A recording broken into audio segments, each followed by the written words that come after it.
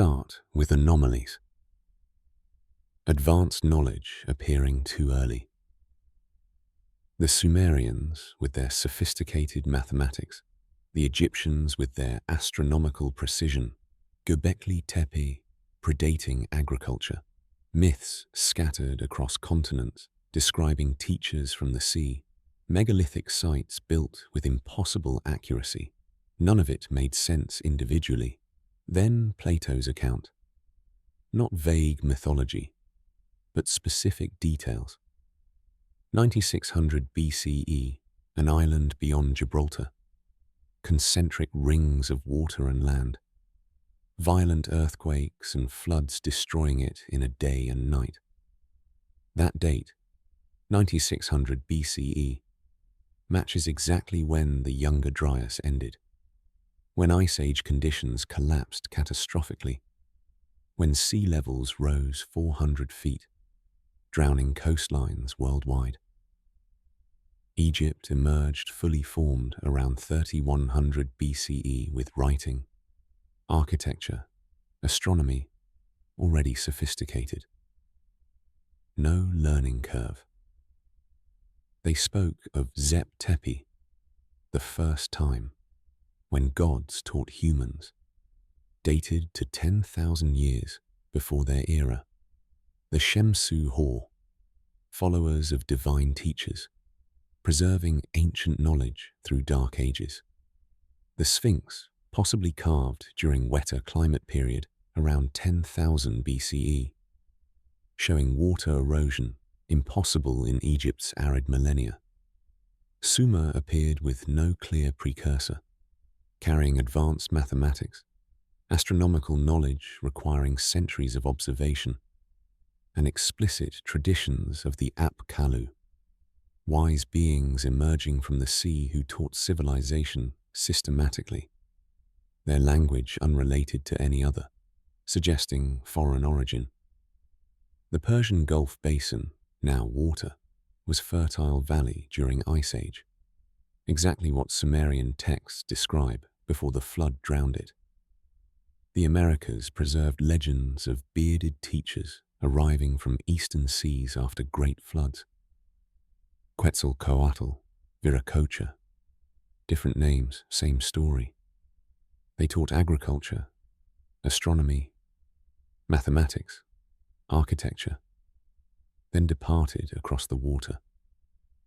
The advanced knowledge appearing in American civilizations matches these teaching myths. Maya astronomy more accurate than European calendars. Stone-cutting precision we struggle to replicate. Agricultural innovations supporting massive populations. The global network becomes visible. Megalithic sites separated by thousands of miles, encoding identical mathematical constants. Giza, Angkor Wat, Teotihuacan, all precisely aligned astronomically, all containing pi and phi in their dimensions, all positioned at mathematically significant distances from each other. Not coincidence, deliberate coordination. A preservation network ensuring knowledge survived even if individual sites were destroyed. Maritime evidence scattered everywhere once you look. Cocaine in Egyptian mummies. The Peary race map showing Antarctica's coast. Viking settlements proving Atlantic crossings long before Columbus. Phoenician circumnavigation of Africa. Ocean currents and wind patterns making regular transoceanic contact feasible for competent sailors. The ocean wasn't barrier, it was highway. The philosophical pattern completes the picture. Cyclical time concepts universal across disconnected cultures. Integration of science and spirituality in ancient education. Inner technologies for consciousness development. Mystery schools preserving not just technical knowledge, but wisdom frameworks, all suggesting sophisticated civilization that understood both external reality and internal experience, that valued judgment alongside capability. that recognized knowledge without wisdom destroys. Evidence of previous collapses everywhere. The Bronze Age collapse. Rome's fall. Baghdad battery. Saqqara bird. Anachronistic knowledge appearing too early. Precision artifacts predating supposed capability. Ideas like atomic theory, heliocentrism, evolution described thousands of years before official discovery. Each piece can be disputed individually. Alternative explanations exist for specific anomalies. But patterns are more robust than individual data points. When dozens of separate mysteries all fit the same framework, when myths and archaeology and geology and ancient texts all point toward the same narrative, when the hypothesis explains so much, so consistently, it demands consideration. This isn't definitive proof. It's coherent pattern. A framework making sense of multiple anomalies simultaneously. The evidence suggests advanced maritime civilization around 9600 BCE, destroyed by catastrophic climate change. Survivors scattering globally and systematically teaching local populations, preserving their knowledge through monuments, myths, and mystery schools, creating the foundations for what we call ancient civilizations. The documentary has laid out the pieces. Survivor diaspora, knowledge preservation in stone and symbol, cyclical catastrophes recorded in geology and remembered in myth, warning systems encoded in monuments, deep-time wisdom about thinking across vast scales. The interconnections become visible when you step back far enough to see the whole pattern. Individually, they're curiosities. Together, they're a map showing exactly where we came from. But if this is true, if they built what we call history, what does that mean for us? If Atlantean survivors seeded known civilizations, recorded history is just the most recent chapter. Everything we call ancient, Egypt, Sumer, the Indus Valley, would be relatively modern, visible culmination of thousands of years of invisible preparation. Human civilization becomes much older, much more sophisticated, and much more fragile than we imagined. The implications cascade. Cultural development wasn't independent invention. It was inheritance. Most major civilizations weren't starting from zero, but building on transmitted knowledge, learning from teachers carrying fragments of older wisdom. The similarities we see: astronomical knowledge, mathematical constants, architectural principles, aren't coincidental convergence, but shared source material. Human history isn't linear progress from primitive to advanced. It's cyclical. Rise and fall, rise and fall. Each iteration thinking itself first, unaware of predecessors who walked the same path. Our technological civilization isn't unprecedented. It might be one peak among many in cycles stretching back impossibly far. Archaeological implications follow. Vast potential evidence lies underwater on drowned coastlines. Conventional dating methods might miss earlier civilizations entirely. Resistance to alternative theories might cause science to overlook genuine evidence. Indigenous oral traditions, dismissed as myth, might be historically accurate memory spanning thousands of years. Psychological weight comes next. If Atlantis was real and destroyed, catastrophic collapse isn't theoretical possibility. It's happened to advanced civilizations before. This should radically affect how we assess existential risks. If survivors preserved crucial knowledge across catastrophe, then knowledge preservation isn't academic concern. It's civilization's most important function, the difference between survival and permanent loss. If they encoded warnings in monuments and myths, we should be paying attention instead of dismissing them as primitive superstition. Philosophical implications deepen understanding. If human consciousness developed sophisticated inner technologies thousands of years ago, our species' potential exceeds modern culture's recognition. If ancient wisdom traditions maintain knowledge our civilization lost, then primitive and advanced need rethinking. Sophistication comes in forms beyond technology, in sustainable practices, in psychological understanding, in wisdom about using power well. If cyclical time concepts reflect actual patterns rather than mythological fancy, Eastern philosophies might be more empirically grounded than Western linear thinking acknowledges. The wheel of time might describe reality more accurately than the arrow. Spiritual implications require careful consideration. This doesn't validate specific religious claims, but it suggests myths and sacred traditions contain more historical truth than secular society acknowledges. Spiritual traditions deserve respect, not just as faith, but as potential historical memory. The ancient integration of spirituality and knowledge might have been correct. Wisdom about using knowledge well matters as much as knowledge itself. For modern civilization, the implications become urgent. If we're late in a cycle, approaching transition, then current global instability fits predicted patterns. Multiple risks converging. Systems showing strain. Knowledge being lost faster than preserved. If ancient warnings are coming due, preparing for catastrophic possibilities becomes rational rather than paranoid. If knowledge preservation was survivors' priority after catastrophe, it should be ours before one.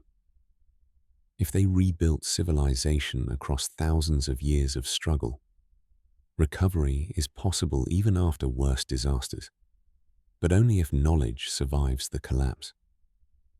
Perhaps the most important implication is humility. We're not the first, might not be the last. Part of much longer human story than we imagined. Our technical achievements are impressive, but might be rediscoveries rather than first discoveries. The mathematics we invented might be mathematics we remembered. The wisdom we're developing might be wisdom we're recovering. Our civilization's continuity depends on the same factors that determined previous civilizations' fates. Wisdom alongside knowledge. Preparation alongside innovation. Long-term thinking alongside immediate capability. Resilience alongside efficiency. We're still students of those ancient teachers, still learning from knowledge they managed to preserve across immense time, still trying to decode messages they left in stone and symbol and story. Recognizing this doesn't diminish modern achievements. It contextualizes them. We're benefiting from inheritance we didn't fully acknowledge, building on foundations we didn't recognize, following patterns we thought were new, but are actually ancient. Understanding this might help us avoid repeating the mistakes that destroyed previous civilizations. Not because we're smarter or better, but because we can see the pattern. We have the map. We know the cycle. The question is whether we have the wisdom to use that knowledge. If they were real, then everything we thought we invented, we actually remembered. But there's one more question, the most important one. What happens next? The warnings converge from multiple directions. Climatologists describe tipping points approaching faster than models predicted. Geologists note Yellowstone and other supervolcanoes overdue by geological standards. Astronomers track near-Earth asteroids, catalogue potential impacts, acknowledge how much remains uncatalogued. Ecologists document the sixth mass extinction already underway.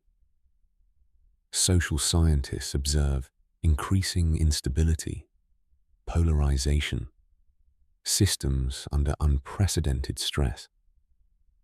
Each field sees trouble in its domain.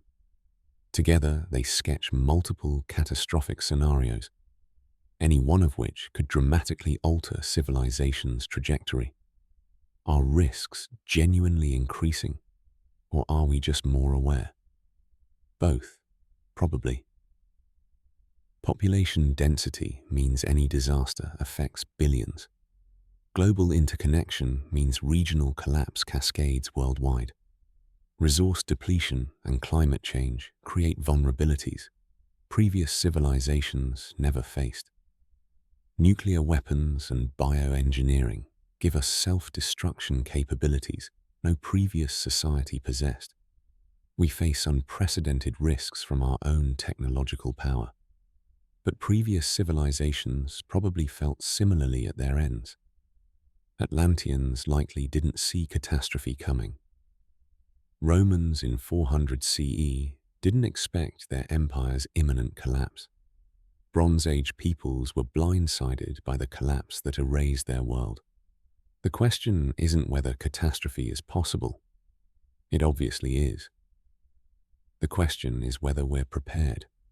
Signs suggest growing awareness, surge in interest in resilience, sustainability, preparedness, space programs explicitly pursuing multi-planetary humanity, seed vaults preserving genetic diversity, knowledge repositories being established in multiple formats and locations, movements toward decentralization, local sufficiency, traditional skills, resurging interest in ancient wisdom, indigenous knowledge, alternative ways of living. These parallel what Atlantean survivors did, recognizing catastrophe as real possibility, taking concrete steps to preserve knowledge and capability, preparing not from paranoia, but from pattern recognition. The time frame remains uncertain. Ancient warnings point to current era, but aren't precise. Scientific warnings suggest critical period over next 50 to 200 years, depending on which risk dominates. Honest answer is we don't know exact timing, just as Atlanteans probably couldn't predict their catastrophe's precise moment. But patterns suggest concerning convergence, multiple risk factors aligning, systems showing strain, historical parallels becoming visible. Two futures branch from here. One where we ignore warnings, continue unsustainable practices, experience catastrophic collapse similar to Atlantis. Survivors scramble to preserve whatever knowledge survives, hoping future civilizations decode what they manage to save. The cycle continues. Another, where we learn from ancient patterns. Take warning seriously. Develop genuine resilience and sustainability. Navigate challenges without collapse. Become the first civilization to consciously break the cycle, to recognize the pattern and choose differently. We have advantages Atlanteans didn't. We know the pattern. We've decoded warnings. We have their knowledge as guide.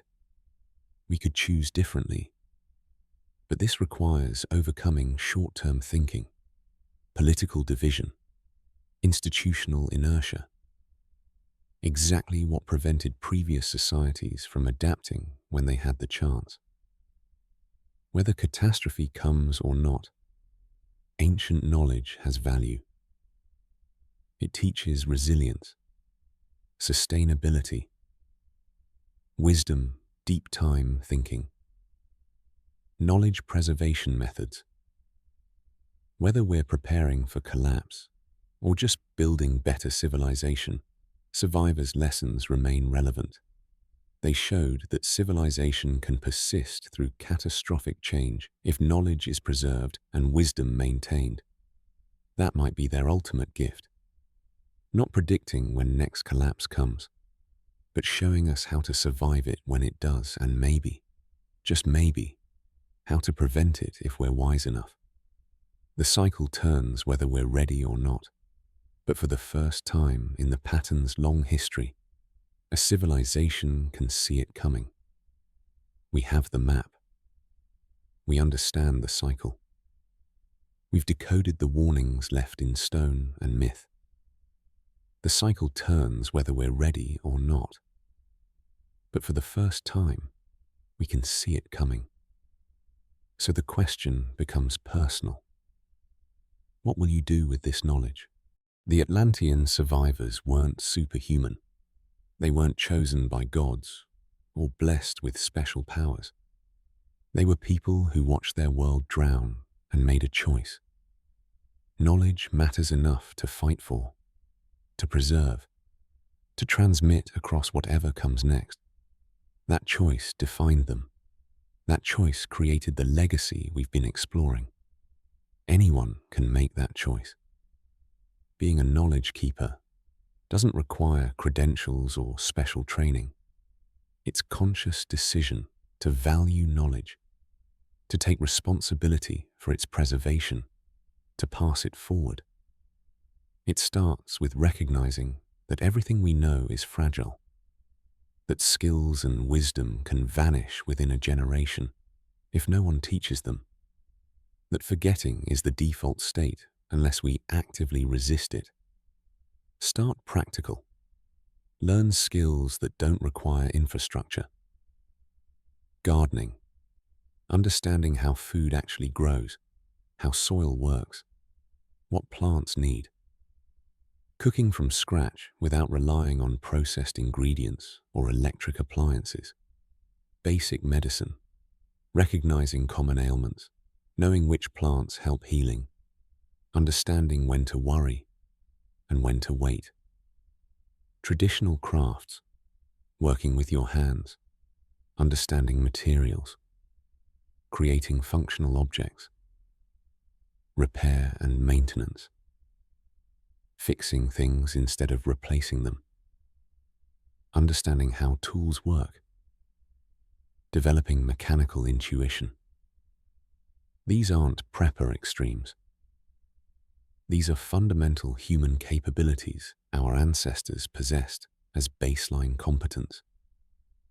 Modern convenience made us forget them. If infrastructure fails, these skills become immediately valuable. Even without collapse, they're empowering. Knowing you can feed yourself, heal minor injuries, make necessary items, maintain your tools creates confidence and independence. Preserve cultural knowledge before it vanishes. Document family histories. Sit with elders and record their stories, their memories, their understanding of how things were. These oral traditions contain information found nowhere else. Personal experience, local knowledge, perspectives that won't exist in books. When they die, that knowledge dies unless someone preserves it. Learn traditional arts and crafts from your community. Take classes from masters before they age past teaching. These skills represent centuries of refinement, solutions to local conditions, beauty created within constraints. They're worth preserving, not as museum pieces, but as living practices. Back up digital information in physical form. Print important documents. Write down essential knowledge. Digital storage is convenient but fragile. Formats change, companies disappear, data corrupts. Physical backup ensures crucial information survives system failures. Teach. This matters more than learning. Knowledge preserved in one mind dies with that person. Knowledge transmitted to 5 minds multiplies, spreads, survives. Become the teacher, the mentor, the elder who passes wisdom forward. Formal or informal doesn't matter. Teach neighbor to grow food. Show friend traditional craft. Explain concepts to curious children with respect for their intelligence. Every transmission strengthens the chain. Develop wisdom alongside knowledge. Practice meditation or contemplative traditions. These develop self-awareness, emotional regulation, the capacity to observe your own thinking. Study ethics and philosophy, not to find answers, but to develop judgment about using knowledge well. Cultivate connection with nature. Understand ecological relationships. See yourself as part of larger systems. Recognize patterns that transcend human timescales. Think long-term. Consider implications of choices for future generations. Develop care for people you'll never meet. Expand temporal awareness beyond your lifetime. Build community resilience. Knowledge preserves best collectively. Create local networks of people with diverse skills. Start community gardens where people share food and knowledge. Establish tool libraries where equipment gets shared rather than duplicated. Develop skill-sharing systems where everyone teaches something they know. Build local alternatives for food, water, energy that don't depend entirely on fragile global systems. This isn't paranoid isolation. This is healthy community development that strengthens society, whether catastrophe comes or not. It creates connection, reduces vulnerability, distributes knowledge, builds networks of mutual support. You're continuing the Atlantean mission. They scattered across the world, teaching, building, preserving. That project continues. It continues through everyone who chooses to value knowledge over convenience, wisdom over efficiency, long-term thinking over short-term gain. Every person who learns traditional skill and teaches it becomes part of that lineage. Every person who documents oral history preserves memory. Every person who thinks beyond their lifetime contributes to civilizational continuity. This might sound grandiose, comparing yourself to legendary survivors. But that's the point. They were just people facing crisis who responded with wisdom and courage. We face similar challenges. The question is whether we'll respond with similar dedication, whether we value knowledge enough to protect it, whether we think beyond ourselves to what we're passing forward. Becoming a knowledge keeper isn't achieving perfect self-sufficiency. It's conscious participation in transmission. Learn one skill deeply and teach 5 people. Document one elder's story before it's lost. Develop one wisdom practice and share it with others. Each act matters. Each transmission strengthens the chain. The survivor's greatest success might have been creating a culture that valued knowledge, keeping across generations. We can participate in that culture. We can see ourselves as links in chain spanning thousands of years. We can take up the responsibility they modeled. They couldn't save their civilization, but they saved their knowledge. You can too. But what about the bigger questions? About belief, skepticism, and truth. How should we hold these ideas? Some listeners are convinced. The pattern is too clear, the evidence too consistent, the framework too explanatory. They believe Atlantis was real, and survivors seeded civilization. Others remain skeptical. Interesting ideas, insufficient proof, too many gaps, conventional explanations adequate. Most probably fall somewhere between, intrigued, seeing patterns worth investigating, not ready for full commitment. All these responses are valid.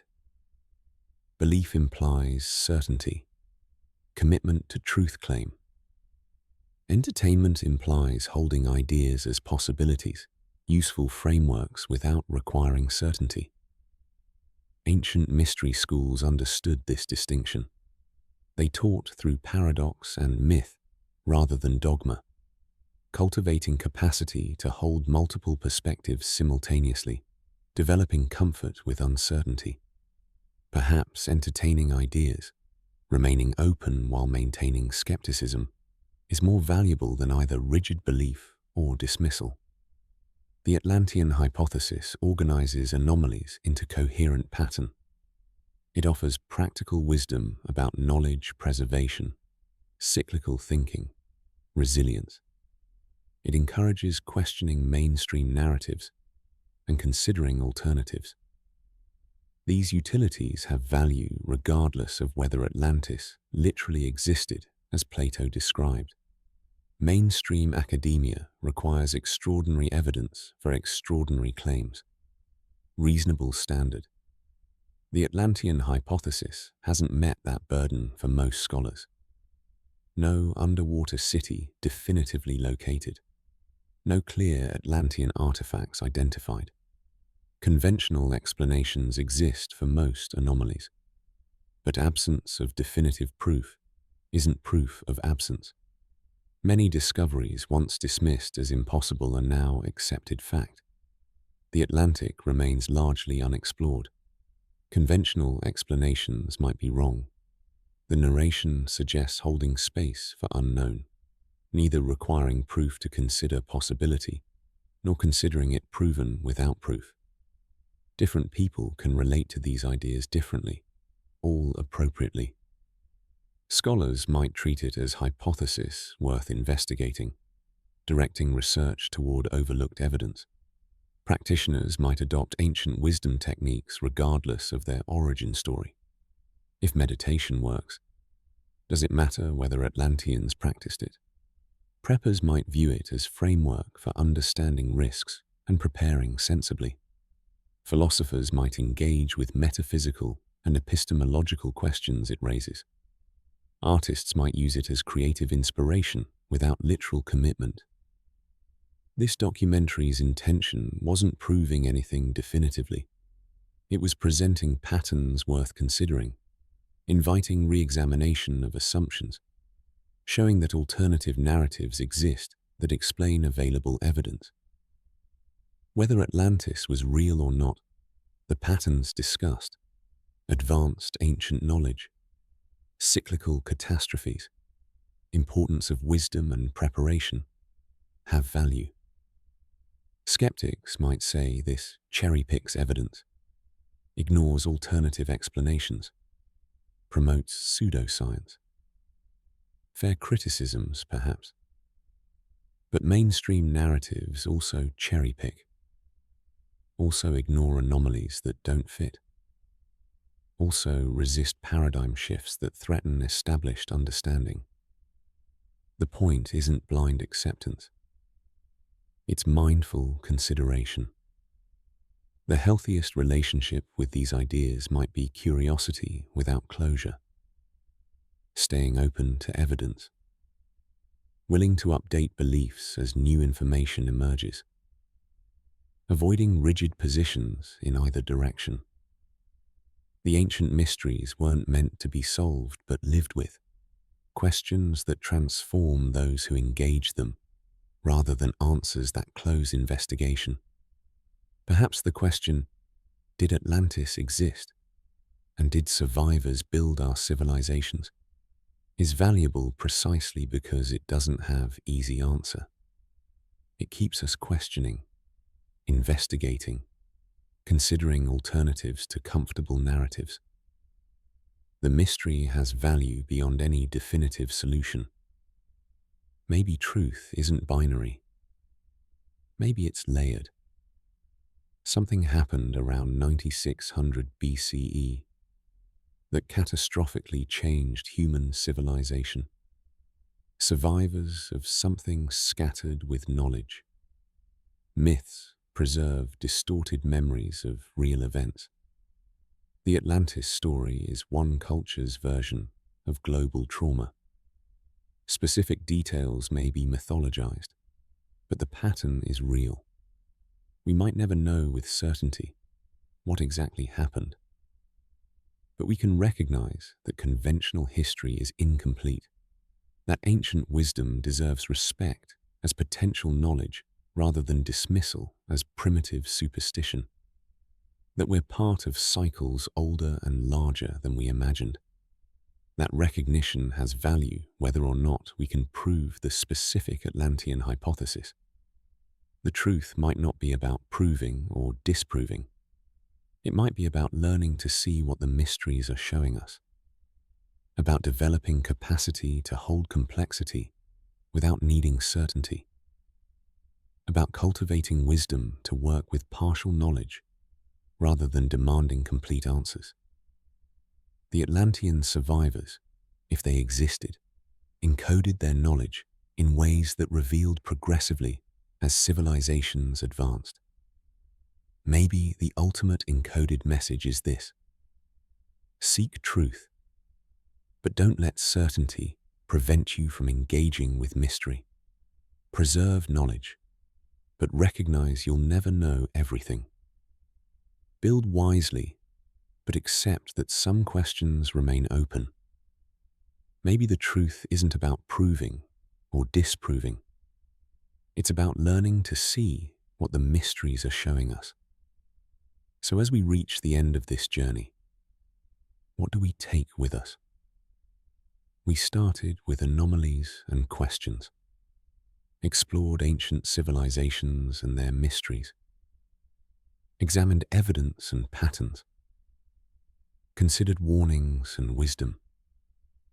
We arrive not at definitive answers, but at deeper questions and richer understanding.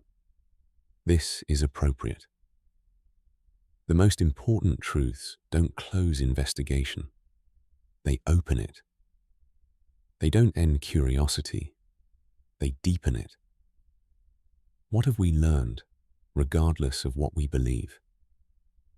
Ancient civilizations were more sophisticated than typically acknowledged. Knowledge is fragile, vanishing quickly when transmission breaks.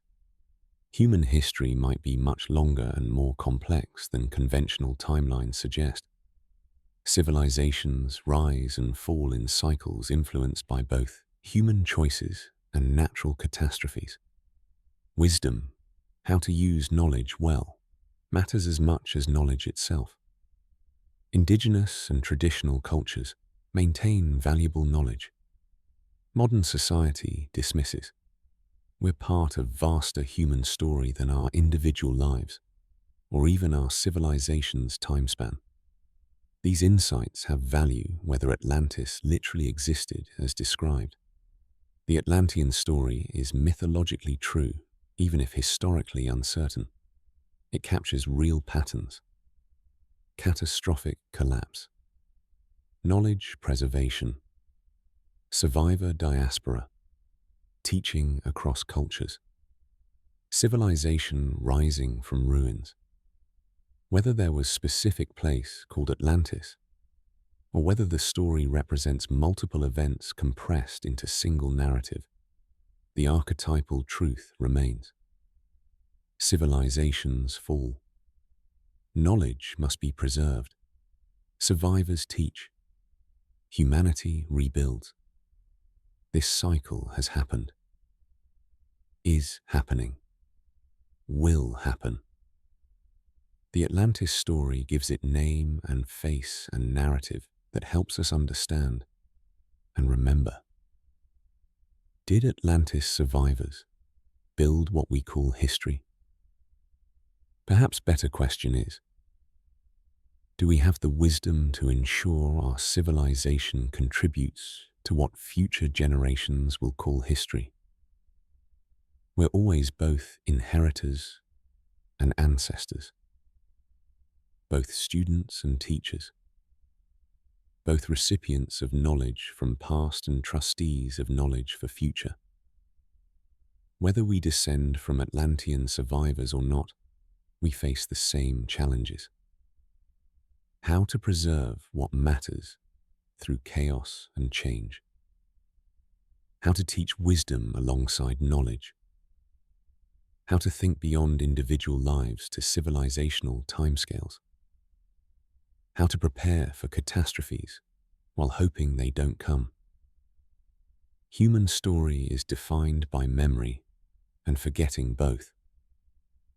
We remember enough to build on what came before. We forget enough that each generation rediscovers ancient truths as if they're new. The Atlantean survivors, if they existed, fought against forgetting, building monuments that would outlast memory, encoding knowledge that would survive cultural collapse, establishing traditions that would preserve wisdom across millennia. They succeeded partially. We've decoded some of what they left, lost much, still seeking to understand more. But their mission continues. It continues through anyone who values knowledge, who preserves wisdom, who teaches next generation, who thinks in deep time, who prepares for uncertain futures. When civilization began before it should have, when ancient peoples knew things they couldn't have figured out alone, when myths worldwide tell similar stories of teachers and catastrophes. These aren't just curiosities. These are pieces of our family history, clues to our origins, guides for our future. Whether literal or symbolic, whether proven or uncertain, the Atlantis story and the patterns it represents matter, because they tell us something true about human experience. We've been here before. We'll be here again. Knowledge is precious. Wisdom is essential. The story never truly ends. It just transforms. Like civilizations cycling through rise and fall. Like survivors scattering to teach new generations. Like the eternal return of all things. As you drift towards sleep, carrying these thoughts and patterns, you're participating in ancient tradition of story, memory, knowledge transmission. The mysteries remain mysterious. The questions remain open. But you're part of the ongoing human project of seeking truth, preserving wisdom, building something that outlasts individual lives. That's what the Atlantean survivors did. That's what we all do when we engage with knowledge and wonder. The story continues through us, through you, through everyone who questions and seeks and remembers. The monuments still stand, encoding their messages. The myths still circulate, carrying their memories. The cycle still turns, following its ancient pattern. And we stand at our particular moment in that vast pattern, carrying forward what those before us preserved, preparing what those after us will need. The inheritance is real. The choice is ours. The story never ends. Maybe we're not solving the mystery. Maybe we're part of it, playing our role in the pattern that never ends.